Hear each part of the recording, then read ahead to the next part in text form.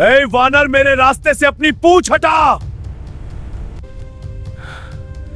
मैं बहुत थका हूं पुत्र, तुम खुद ही हत्ता लो।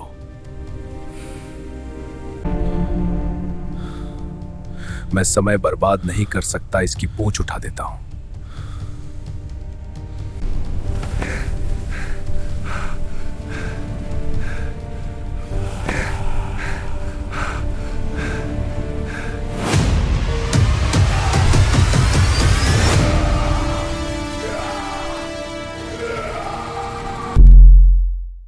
क्या होगा अगर मैं तुम्हें बताऊं कि महाभारत का सबसे शक्तिशाली योद्धा एक बूढ़े वानर के सामने हार गया था। वही भीम जिसकी ताकत से पर्वत कांपते थे, जिसने राक्षसों को धूल चटा दी थी, जिसकी गदा के एक वार से युद्ध का अंत हो जाता था, वही भीम एक पूंछ तक नहीं उठा पाया। और वो वानर कोई साधारण वानर नहीं था, वो था समय से भी पुराना द्वापर युग का। वो समय था जब धर्म जंगलों में भटक रहा था और अधर्म राज सिंहासन पर बैठा हंस रहा था। पांडव अपने वनवास के कठिन दिनों को काट रहे थे। युधिष्ठिर, भीम, अर्जुन, नकुल, सहदेव और उनके साथ द्रौपदी। जंगल उनका घर था, पेड़ों की छाया उनकी छत, लेकिन उनके दिनों में जो जल रहा था वो था अपमान, द्रौपदी का अपमान। भरी सभा में केश खींचे गए थे, सम्मान छीन लिया गया था। और उसी दिन द्रौपदी ने प्रतिज्ञा ली थी, जब तक दुशासन के रक्त से अपने केशों का तिलक नहीं करूंगी, तब तक उन्हें नहीं बांधूंगी। समय बीत रहा था, लेकिन उस अपमान की आग अब भी सुलग रही थी। एक दिन वन में एक अजीब सी सुगंध फैलने लगी, ऐसी सुगंध जो किसी साधारण फूल की नहीं हो सकती थी, जैसे स्वर्ग ने अपनी सांस धरती पर छोड़ दी हो। तभी एक हवा का झोंका आया और उसके साथ एक दिव्य कमल द्रौपदी के पास आ गिरा। उसकी पंखुड़ियां सोने की तरह चमक रही थीं और उसकी खुशबू मन को शांति दे रही थी। द्रौपदी ने उसे उठाया, आंखें बंद की और धीमे स्वर में बोली, भीम, क्या तुम मेरे लिए ऐसे और फूल ला सकते हो? भीम के लिए द्रौपदी की इच्छा ही उनका आदेश थी। उन्होंने बिना एक पल गवाए गदा उठाई और कहा, जहां ये फूल है मैं वहां से और लाऊंगा, चाहे रास्ते में देव आए या दानव। भीम चल पड़े। घना जंगल, ऊंचे पेड़, अजीब आवाजें, लेकिन भीम के कदम नहीं रुके। उन्होंने बकासुर को मारा था, जरासंध को हराया था, डर उनके लिए कोई मायने नहीं रखता था। चलते चलते वो एक ऐसे स्थान पर पहुंचे जहां सब कुछ बदल गया।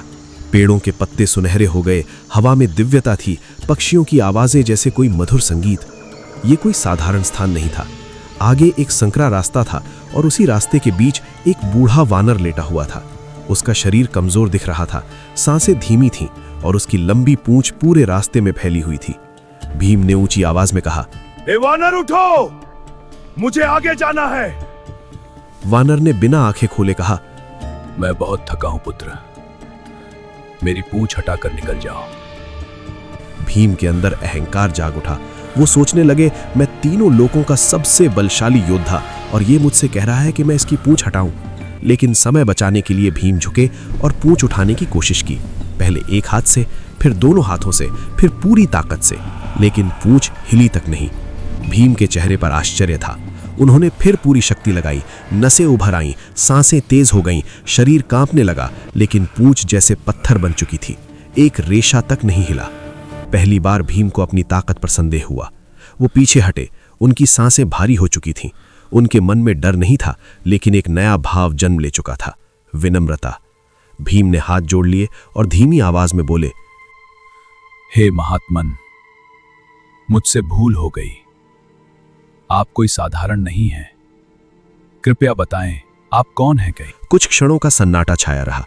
फिर वो बूढ़ा वानर धीरे धीरे उठा और जैसे ही उसने अपना वास्तविक रूप प्रकट किया, पूरा वातावरण बदल गया। हवा रुक गई, जंगल गूंज उठा, उसकी आवाज गर्जना की तरह थी। भीम, मैं तुम्हारा भ्राता हूं, मैं हूं वायुपुत्र हनुमान। ये सुनते ही भीम की आंखों में आंसू आ गए। जो कभी किसी के सामने नहीं झुके, वो आज स्वयं झुक गए। उन्होंने हनुमान के चरणों को स्पर्श किया। भीम ने पूछा, भ्राता, आपने मेरा मार्ग क्यों रोका?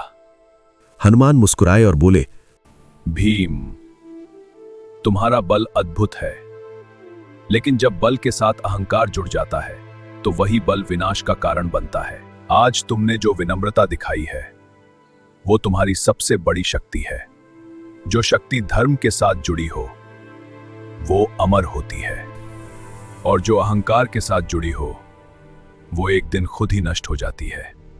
आने वाले समय में तुम्हें सिर्फ बल नहीं बल्कि धर्म और संयम की भी आवश्यकता होगी। भीम ध्यान से सुन रहे थे, हर शब्द जैसे उनके भीतर उतर रहा था। उन्होंने पूछा, क्या आप हमारे साथ उस युद्ध में रहेंगे? हनुमान ने कहा, मैं अर्जुन के रथ की ध्वजा पर रहूंगा। जब भी धर्म की मेरी आवश्यकता होगी मैं वहां उपस्थित रहूंगा, भले ही दिखाई न दूं। इसके बाद हनुमान ने भीम को उस दिव्य सरोवर का मार्ग बताया जहां सौगंधिका पुष्प खिलते थे।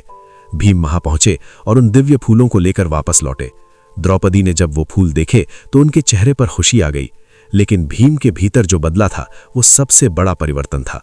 उस दिन भीम सिर्फ फूल लेकर नहीं लौटे थे, वो अपने साथ एक ऐसा ज्ञान लेकर लौटे थे जो किसी भी युद्ध से बड़ा था। उस दिन उस संकरे रास्ते पर सिर्फ एक वानर नहीं लेटा था, वहां भीम का अहंकार पड़ा था, और हनुमान ने उसे उठने ही नहीं दिया, क्योंकि सच्ची शक्ति दूसरों को हराने में नहीं, खुद को जीतने में होती है, और जो खुद को जीत ले वही सच्चा महाबली होता है। जय हनुमान।